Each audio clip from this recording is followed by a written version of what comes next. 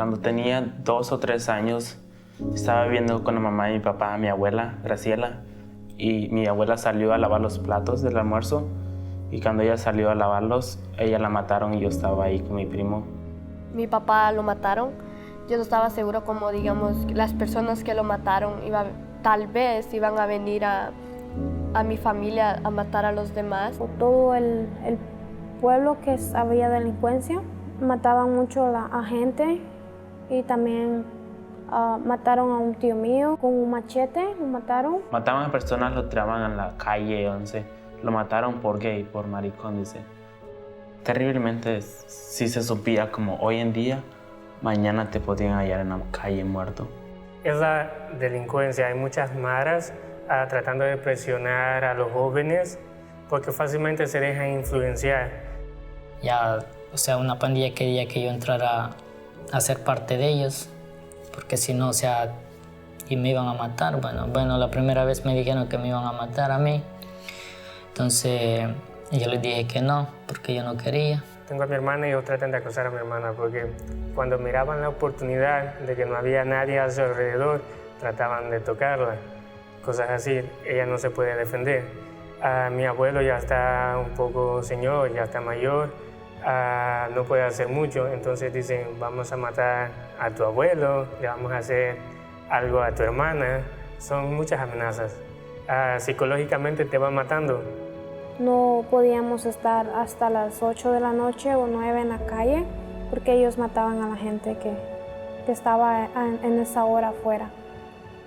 Muchas veces, o sea, los pandilleros matan a personas enfrente de los policías. Entonces la gente como que en los policías ya...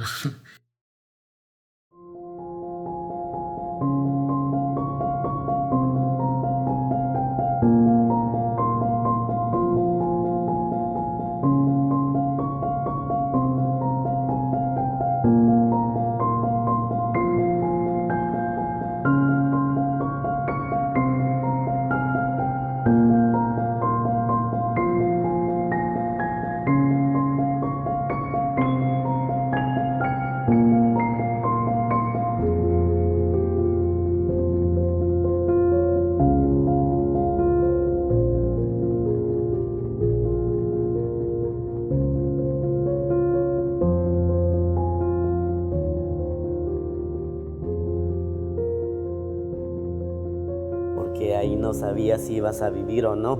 Tenías que tomar la decisión de tirarte o seguir. Eran dos cosas, o quieres vivir o quieres terminar. Sufres de muchas cosas porque te encuentras con un clima muy diferente, te da frío por las noches, a veces no tienes que comer. Maras también en otros lugares que andan buscando inmigrantes para secuestrarlos, pedir dinero. Fue una situación muy dura. Pasamos muchas cosas, ¿sabes? Cuando uno viene caminando en un país que no es de uno es muy, muy difícil. Y a veces el tren iba por arriba, cuando uno subía, estaba lleno de sangre y estaba terrible. Sin pensarlo, muchos de ellos pierden la vida, muchos pierden un brazo, una pierna, todas esas cosas, y es muy lamentable ver eso. Te es obligado a verlo, vimos violaciones de mujeres, tantas cosas, niños, gente que secuestran y tantas cosas que pasan las personas. Cruzamos el río Bravo, o sea, y luego seguimos caminando para arriba, como 2 horas.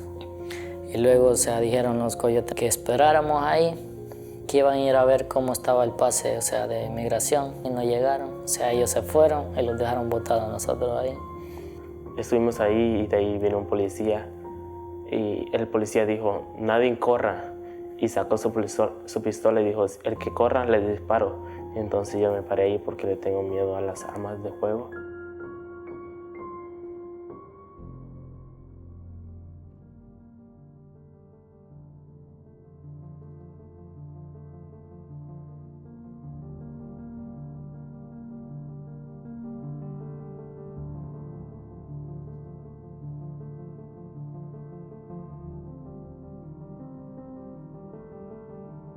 Vi que había gente buena y Nunca vi lo que vi en mi país, entonces me siento más segura acá.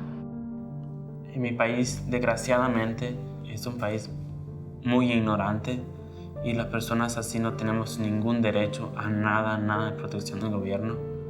Solo porque sea gay lo saben, lo matan a uno. Al simplemente salir de la casa, tú tienes que estar preparado para cualquier cosa que va a suceder. Uno va en el bus, uno no se siente seguro, uno está caminando en la calle, no se siente seguro, sale del colegio o cualquier parte, no está seguro. Yo vine a este país para dejar la vida mala, para dejar el miedo y tener sueños como toda la gente lo tiene. Tuviera miedo porque me quebrarían mis sueños o me los tirarían a la basura.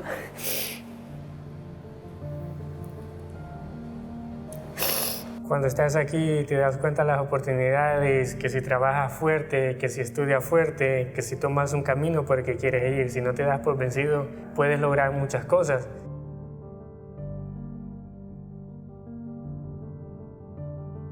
Tu sueño es demasiado importante para todo el mundo, no solo para ti solos, sino para todo el mundo.